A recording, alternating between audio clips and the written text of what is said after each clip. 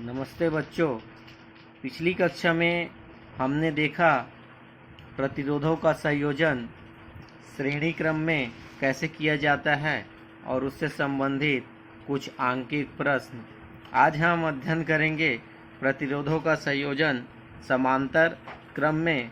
तो प्रतिरोधों को समांतर क्रम में अगर संयोजित करते हैं तो तीनों, मान लो 3 प्रतिरोध हमने लिया है, तो तीनों प्रतिरोधों के पहले सिरों को एक बिंदु से और दूसरे सिरों को दूसरे बिंदु से जोड़ दिया जाता है। मान लो ये हमारा एक प्रतिरोध,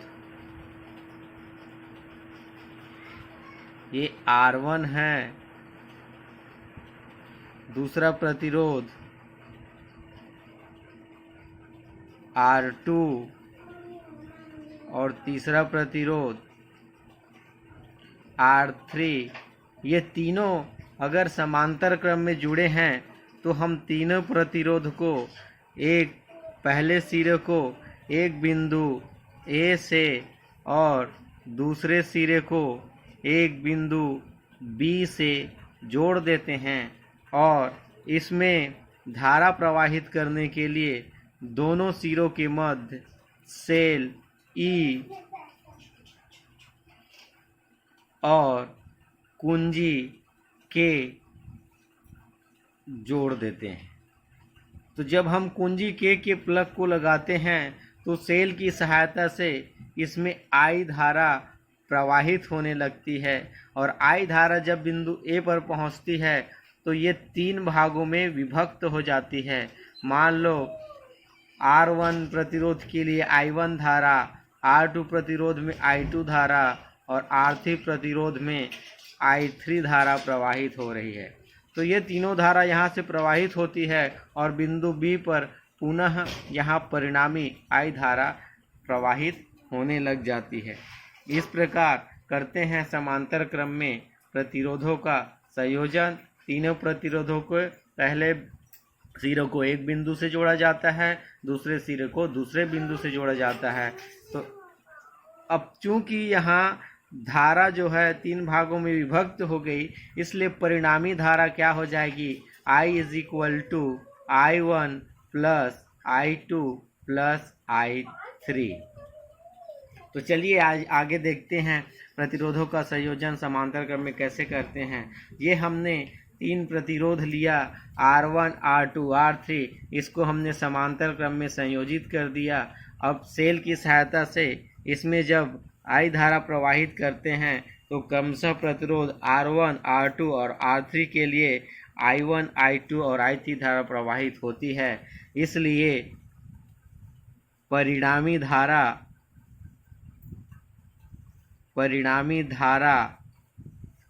I = क्या हो जाएगा? I1 + I2 + I3। ये है हमारा समीकरण नंबर 1। ओम के नियम से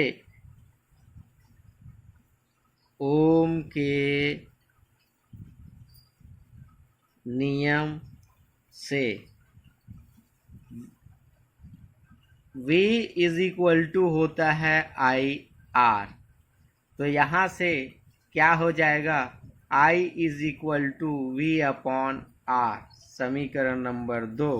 इसी प्रकार क्या हो जाएगा? I1 के लिए I1 =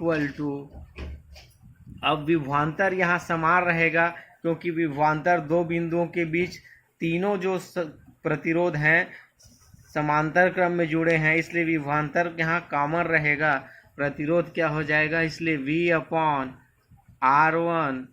I2 = V/R2 और I3 = V/R3। ये हो गया हमारा समीकरण नंबर 3। तो समीकरण 1 में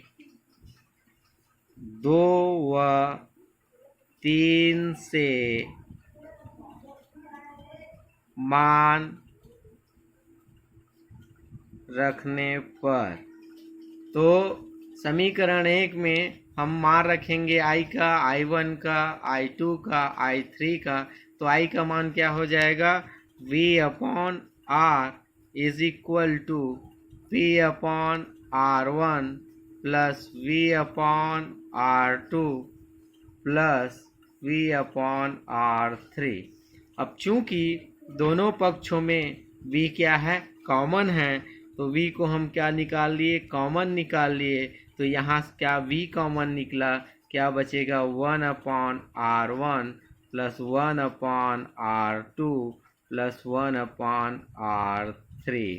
तो V से V कट जाएगा, हमारे पास बचेगा 1 upon R is equal to 1 upon R1 plus 1 upon R2 plus 1 upon R3।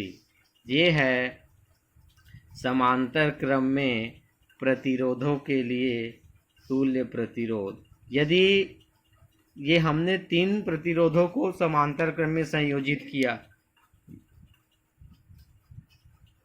यदि 3 से अधिक प्रतिरोधों को हम समांतर क्रम में संयोजित करें तो ये क्या हो जाएगा, 1 upon R1 plus 1 upon R2 plus 1 upon R3 plus up to 1 upon Rn। ये हो गया अगर 3 से अधिक प्रतिरोध अर्थात n प्रतिरोध समांतर क्रम में जुड़े हैं तो उसके लिए तुल्य प्रतिरोध। तो यहाँ से क्या निष्कर्ष निकला, प्रतिरोधों के समांतर क्रम में अगर संयोजित करें तो उसका तुल्य प्रतिरोध प्रत्येक प्रतिरोध के व्युत्क्रम के योगफल के बराबर होता है। आगे प्रश्न है, 2, 3 और 6 ओम के प्रतिरोधों को किस क्रम में जोड़ें कि तुल्य प्रतिरोध 4 ओम हो जाए। 2 ओम, 3 ओम और 6 ओम का 3 प्रतिरोध दिया है और बोला जा रहा है कि इन तीनों प्रतिरोधों को हम किस क्रम में जोड़ें कि तुल्य प्रतिरोध उसका 4 ओम हो जाए। तो सबसे पहले हम इसका डायग्राम बना लेते हैं। मान लो एक प्रतिरोध है 2 ओम का, हमने इसको श्रेणी क्रम में जोड़ा और 2 प्रतिरोध 3 ओम और 6 ओम इसको किस में जोड़ा, समांतर क्रम में जोड़ा 2 बिंदुओं A और B के बीच में। तो माना 3 ओम व 6 ओम के 2 प्रतिरोध समांतर क्रम में जुड़े हैं, इसलिए परिणामी प्रतिरोध क्या हो जाएगा, 1 upon R is equal to 1 upon 3 plus 1 upon 6। लघुत्तम निकलेगा तो लघुत्तम कितना हुआ, 6। यहाँ क्या आ जाएगा, 2 प्लस 1 इज इक्वल टू 3/6। तो 1/R का मान हमें प्राप्त होगा 1/2। तो R परिणामी प्रतिरोध R समांतर क्रम में कितना मिल गया हमको, 2 प्राप्त हो गया। अब 2 ओम और 2 ओम ये हमें मिला, वो दोनों किस में जुड़े हैं, समांतर श्रेणी क्रम में जुड़े हैं। अतः 2 ओम व R के प्रतिरोध श्रेणी क्रम में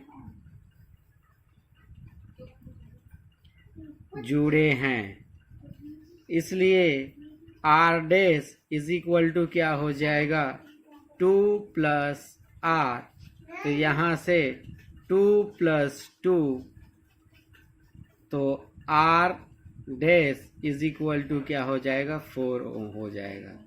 तो हम क्या कह सकते हैं, 3 और 6 ओम के प्रतिरोध को हम समांतर क्रम में जोड़ें और उसके साथ प्रतिरोध 2 को श्रेणी क्रम में जोड़ें, तब हमारा तुल्य प्रतिरोध 4 ओम हमें प्राप्त होगा।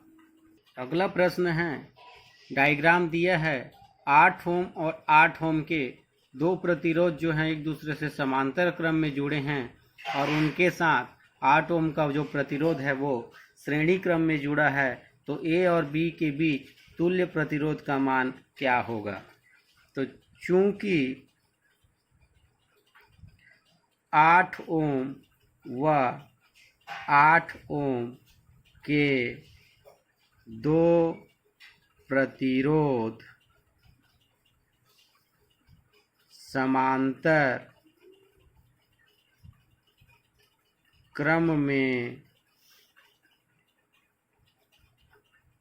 जुड़े हैं, इसलिए परिणामी प्रतिरोध 1/R इज इक्वल टू क्या हो जाएगा 1/R1 plus 1/R2 is equal to 1/8 plus 1/8 और लघुत्तम कितना निकलेगा 8 और 1 + 1 तो 1/R इज इक्वल टू क्या हो जाएगा 2/8 तो 1/R इज इक्वल टू 2 1 जा 2 4 जा तो 1/4।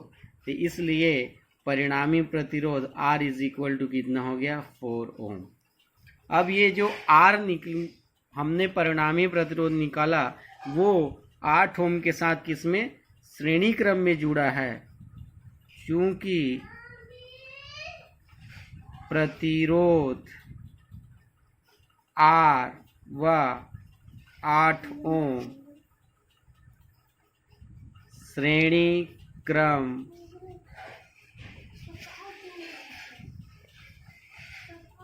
में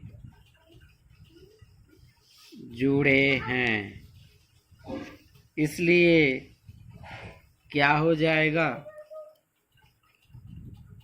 R dash is equal to R + 8। R का वैल्यू 4 + 8 तो R dash is equal to 12 ohm. तो अगर 8 ओम प्रतिरोध के दो प्रतिरोध समांतर क्रम में जुड़े हों और उनके साथ एक प्रतिरोध श्रेणी क्रम में जुड़े हों तो तुल्य प्रतिरोध कितना होगा 12 ओम होगा।